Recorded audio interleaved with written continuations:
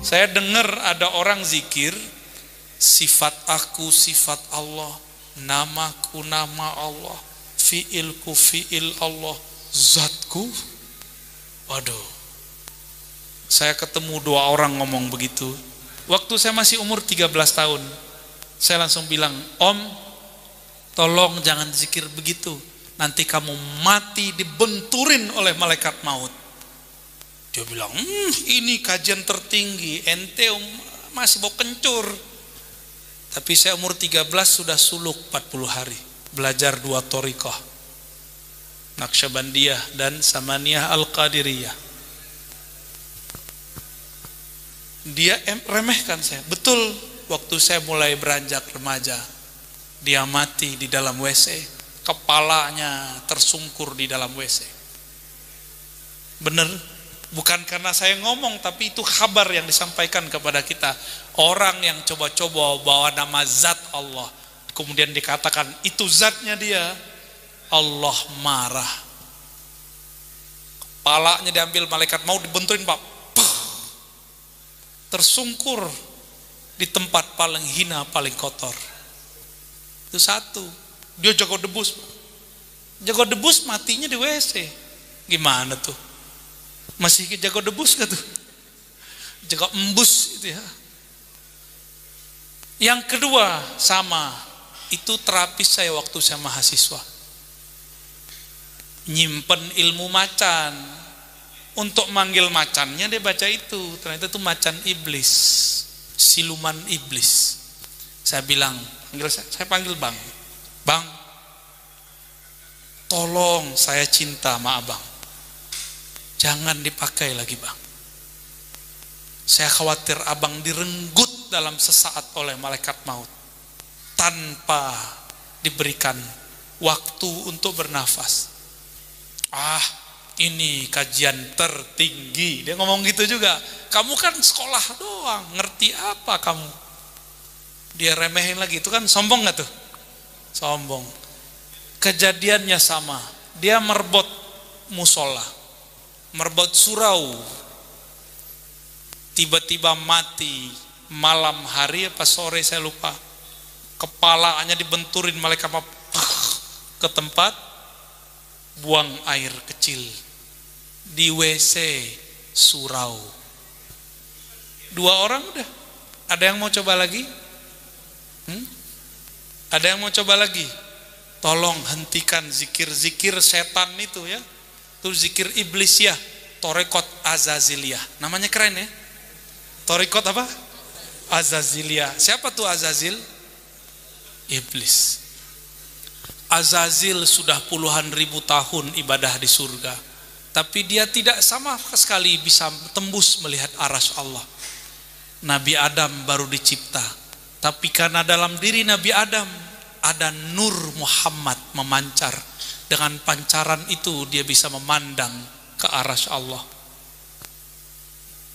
Jadi lebih sakti mana Nabi Adam atau Azazil iblis?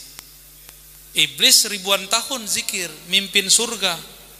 Surga itu kayak pesantren lah, pesantren langit. Dia khidmah jadi pemimpin zikir di situ, mimpin manakib surgawi. Tugasnya mimpin zikir jahar, zikir sir. Semua zikir yang ada di alam semesta, terutama dari bumi sampai ke langit, tapi di atas langit dia nggak tahu lagi. Itu ada catatannya pada Azazil. Jadi hati-hati ya, karena dia kolektor ijazah talqin zikir. Jadi hati-hati, pemburu ijazah belum tentu selamat, karena satu hal yang dia tidak pernah baca. Dia sering zikrullah tapi tidak menyebut nama Habibullah. Tahu sebab salah dia? Dia sering baca la ilaha illallah tapi dia tidak tutup dengan Muhammad. Dia bilang, mana Muhammad itu? Gak ada. Kan engkau saja yang ada ya Allah. Kayak tinggi ma'rifatnya iblis itu ya. Ya Allah, cukup engkau saja yang aku katakan la ilaha illallah. Aku tidak butuh selainmu. Nabi gak disebut-sebut. Dia kira Allah bisa ditipu, ya. Emang karakter Azazil ini turun ke munafik. Yukhadi'una Allah.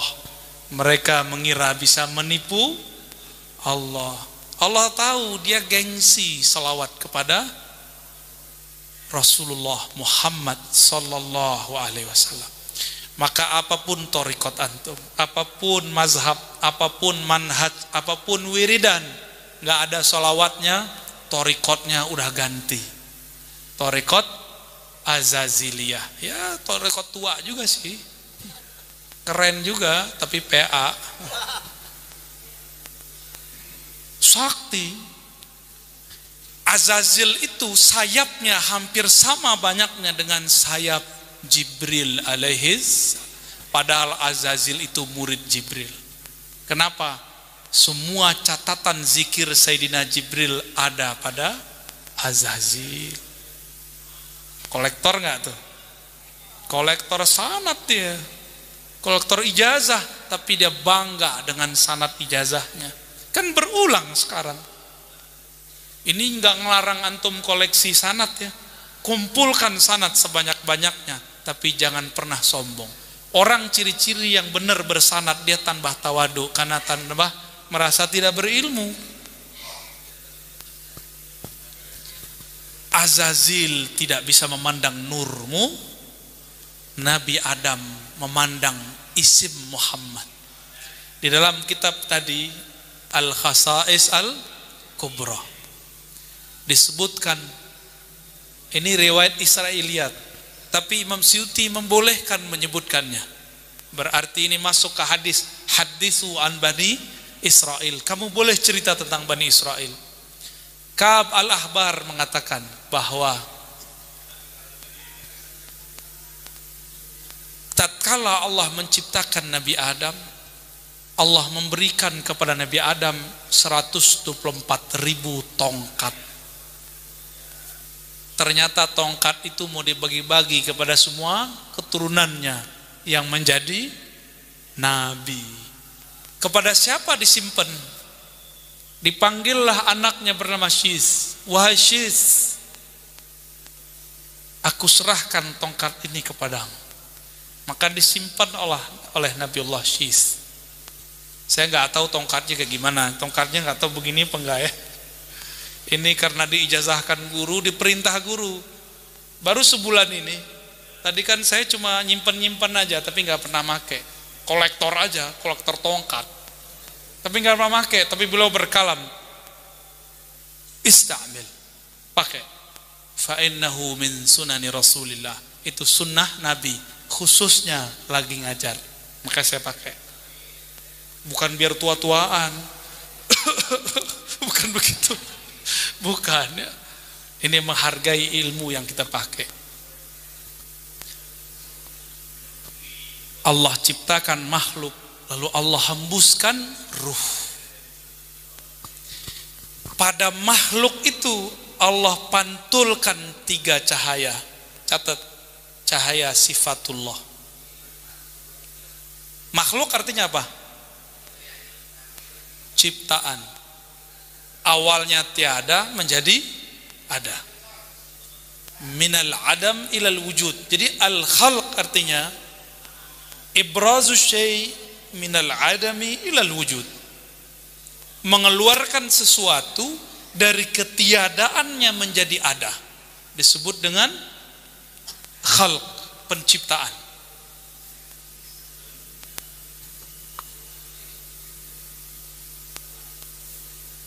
Setelah Allah pancarkan sifatnya, maka tampaklah namanya. Sifat rahmah memancarkan beberapa nama, Rahman, Rahim. Benar? Satu akar kata enggak? Rahmah. Benar? Rahmah. Apa arti rahmah? Kasih sayang. Rahman kasih, Rahim sayang. Udah gitu. Itu gampangnya ya.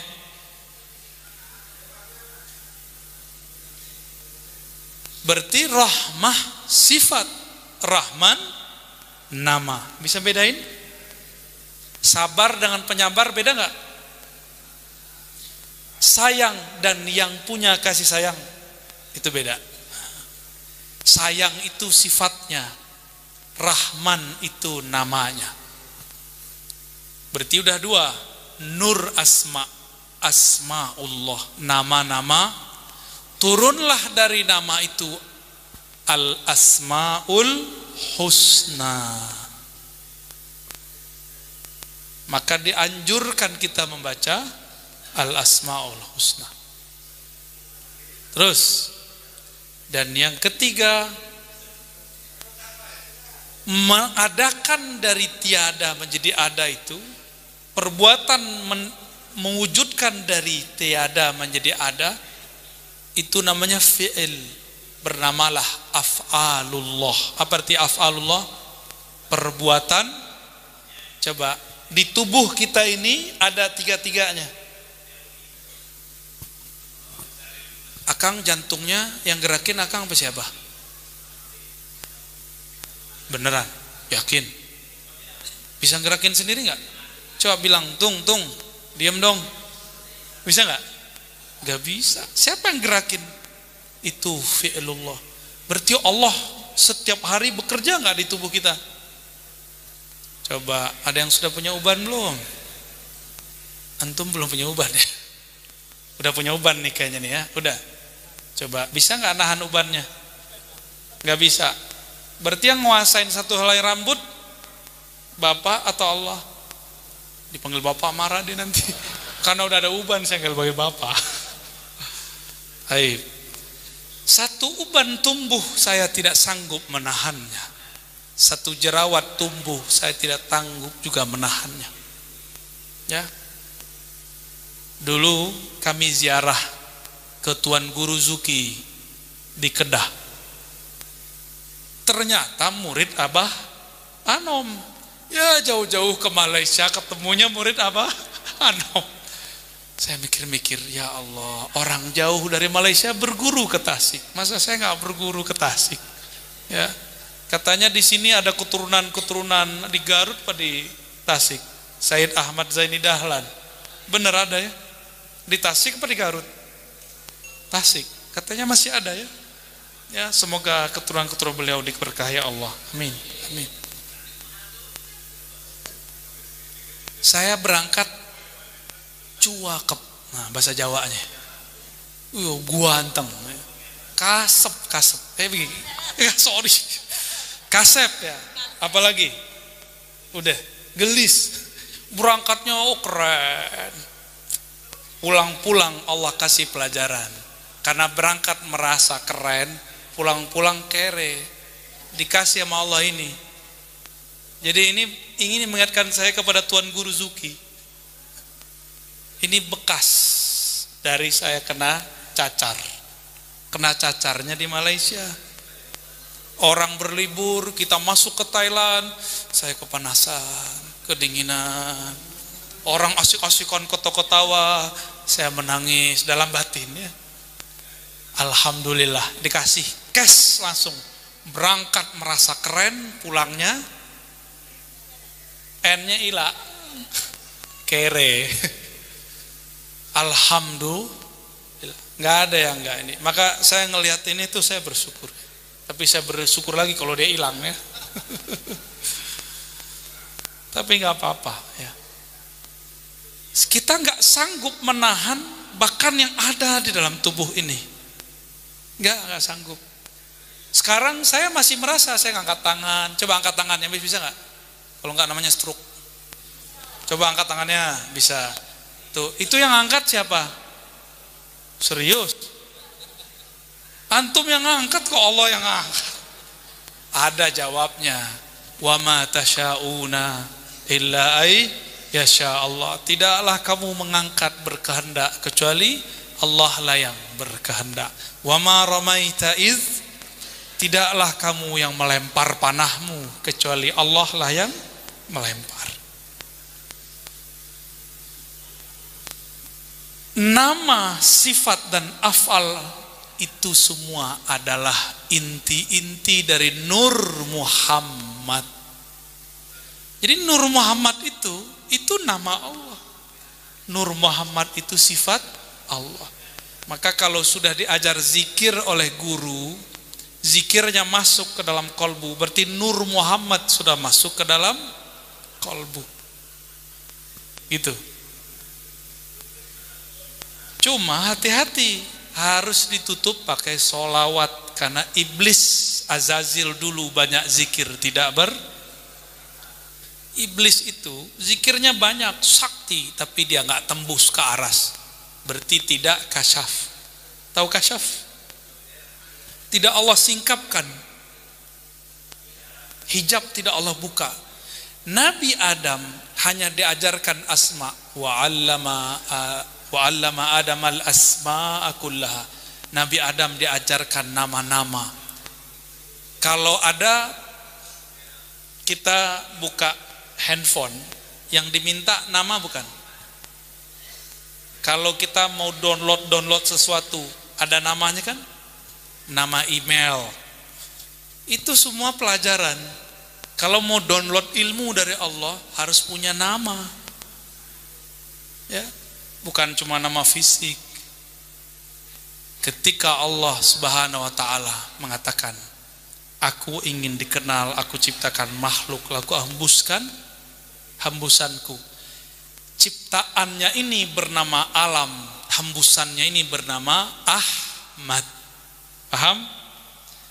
Ahmad ini dipandang oleh Allah Subhanahu wa taala. Maka Ahmad ini berkeringat. Memancarlah di situ nur. Disebut nur Muhammad. Itu biar gampang ngapalinnya, dibuat cerita begitu ya. Jadi Ahmad memancarkan nur. Nur yang mengitari Ahmad itulah namanya Muhammad. Itulah yang dimaksud oleh baginda Nabi, kuntu nabiyan, aku dulu sudah pernah diangkat jadi nabi dan selama-lamanya nabi. Itu dia Ahmad. Maka pengangkatan Ahmad itu adalah Allah menghembuskan. Begitu. Allah hembuskan, itulah pengangkatannya. Dan itulah yang disebut solawatnya Allah. Jadi innallaha wa malaikatahu yusholluna 'alan nabi. Sesungguhnya Allah berselawat kepada an-nabi, bukan ar-rasul. Salawat Allah kepada an-nabi adalah hembusannya Ahmad. Apa arti Ahmad? Coba ditasrif. Hamida Yahmadu. Coba pakai ana. Apa arti Ahmadu? Aku memuji. Ya. Satu. Sekarang Ahmad dalam pemaknaan tafdil. Ini jangan pakai bab yang ono dulu ya, yang pakai Sayyidina. Ini kita lagi bab bahas nur. Jadi kita kurangi dulu istilah-istilah yang menghabiskan kosakata. Ahmad isim tafdil. Apa arti isim tafdil? Afdal, af'al, Ahmad. Apa artinya? Yang terpuji. Tapi saya mengartikannya kepada yang pertama, Ahmad, aku memuji diriku yang terpuji. Itulah kata Allah, itulah namanya Ahmad. Jadi ketika Allah menghembuskan, apa isi hembusannya? Aku memuji diriku yang terpuji. Kira-kira begitu ya. Siapakah diriku yang terpuji? Dizahirkan oleh Allah, namanya Muhammad. Paham? Jadi nama Muhammad itu enggak asal-asal buat. Oleh karena itu ketika Sayyidatuna Aminah, beliau hamil, didatangi oleh Jibril alaihissalam. Apa kata Jibril? Wahai Aminah, engkau akan melahirkan Sayyidul Alamin. Engkau akan melahirkan penghulu alam semesta. Fasammihi Muhammadan. Namakanlah dia Muhammad. Tapi kenapa Nabi Isa menyebutnya Ahmad? Karena Nabi Isa itu bukan manusia biasa. Dia separuh fisik, separuh ruh. Bernama beliau Ruhullah. Ruhullah, hembusan Allah. Hembusan dia dari mana? Hembusan dia itu adalah sebagian yang ada dalam hembusan Ahmad. Berat gak kajian begini? Tapi kan request. Tapi bisa mengerti ya? Luar biasa orang Tasik. Allahumma sholli ala Muhammad. Jika Nur Muhammad itu isinya apa? Nama, sifat, af'al. Lalu Ahmad itu adalah pantulan daripada zat Allah. Bukan zat Allah, tapi pantulan. Dalam bahasa Arabnya tajalli. Saya terjemahkan dengan pantulan. Jika ingin mengenal Allah, inilah 4 caranya. Ini 4 pintunya. Ada yang mengenal Allah lewat af'alnya, perbuatan, zikirnya la ilaha illallah. Ada yang kenal Allah lewat namanya, belajar al-asmaul. Ada yang kenal Allah lewat sifatnya, belajar sifat 20. Itulah makomnya Imam Abul Hasan Al-Asy'ari. Jadi beliau ini makomnya fana pada sifat Allah. Kira-kira gurunya siapa? Ternyata gurunya Imam Asy'ari, imam kita yang mengajarkan sifat 20, adalah Imam Sayyidut Taifah Al-Junaid Al-Baghdadi. Wajar ya? Wajar. Maka tolong para kiai, para ajengan, para ustadz, para santri, hidupkan kembali kajian Al-Asma'ul Husna dan sifat 2. Jangan sayapnya kurang. Jadi satu sayapnya sifat 20, sayap keduanya Al-Asma'ul. Pakai kitab Imam Abu Hamid Al-Ghazali, judulnya Al-Maqsad Al-Asna fi Syarhil Asma'il Husna. Tuh. Tapi kalau mau kenal Allah, pintunya cuma 1. Harus kenal ruhnya kita. Karena ruh kita adalah percikan dari ruh Nabi Muhammad sallallahu alaihi wasallam. Maka Nabi Muhammad bernama Abu Ruh, bapaknya ruh. Jadi ini kalau kita salawat rindu. Kita katakan Allahumma salli ala Sayyidina Muhammad. Ya Allah, sampaikan salam rindu kami kepada Nabi Muhammad. Salam kolbu kami kepada Nabi Muhammad. Salam jasad kami kepada Nabi Muhammad. Salam ruh kami kepada ruh Nabi. Ternyata di kitab Dalail yang sering dipakai oleh ulama-ulama aswaja, termasuk di Tasik ini, ada kitab namanya Dalail Khairat. Tadi dikarang oleh Imam Al-Jazuli. Ada salawat begitu enggak?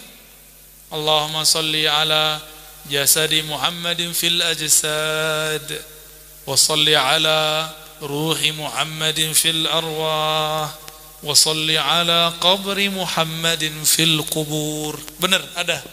Kalau salah tolong dibenerin ya. Pada ngerti ya? Ijazahnya diambil dari kiai. Cuma kalau dari kiai mungkin berat, puasa dulu 7 hari. Kita beruntung ketemu dulu ulama-ulama yang dari sono, ijazahnya tanpa puasa. Cuma kalau nggak pakai puasa, nggak istiqomah. Yang dapatnya pakai puasa, biasanya sampai sekarang nggak ditinggal. Benar nggak? Ya. Tapi bagian terakhir yang mau saya sampaikan. Kajian Nur Muhammad bukanlah kajian bid'ah. Karena Nur Muhammad adalah ungkapan yang dimunculkan oleh ibunda Nabi Muhammad sallallahu alaihi wasallam, dan Nabi sendiri yang mengabarkan. Apa kata Nabi? Ini hadis. Ibundaku Aminah berkata, wahai Ananda Muhammad, ketika aku melahirkanmu, ra'aitu nura, aku melihat cahaya menyebar meliputi alam semesta. Karena Sayyidah Aminah ingin menyebutkan dua kekuasaan yang ada saat itu, yang dia sebut hanyalah Persia dan Rum. Itu semuanya sampai.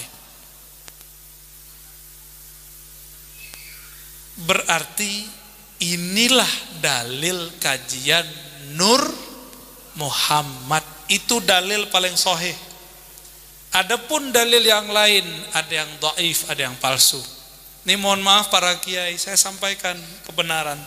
Hadis laulaka ya Muhammad ma khalaqtul aflaq, hadisnya palsu. Jangan pakai lagi. Itu dipakai menjelaskan hadis barusan. Katakan ini sebagai ungkapan dari para ulama, ya. Supaya kita nggak dituduh mulu. Kok para sufi aswaja suka hadis palsu? Mau kita kerjasama? Kalau enggak, saya capek-capek nih nyampein hadis. Nanti kita bilang, siapa bilang aswaja suka hadis palsu? Ternyata para ajengan masih pakai hadis palsu. Mau ya diperbaiki? Itu tadi hadis ada di riwayat Imam Ahmad. Hadis Imam Darimi, hadisnya sahih. Imam Darimi teman Bukhari, Imam Ahmad guru Bukhari. Beliau mengatakan, ra'aitu nura, aku melihat cahaya lahir dari diriku. Jadi Nabi Muhammad itu lahir nggak bawa darah, lahir plok gitu, dan langsung terkhitan. Wulidtu makhtuna, terlahir sudah terkhitan, nggak perlu disunat lagi. Ada yang lahir sudah dikhitan di sini, ya, Mehmet namanya, bukan Muhammad ya. Kalau Nabi Muhammad baru.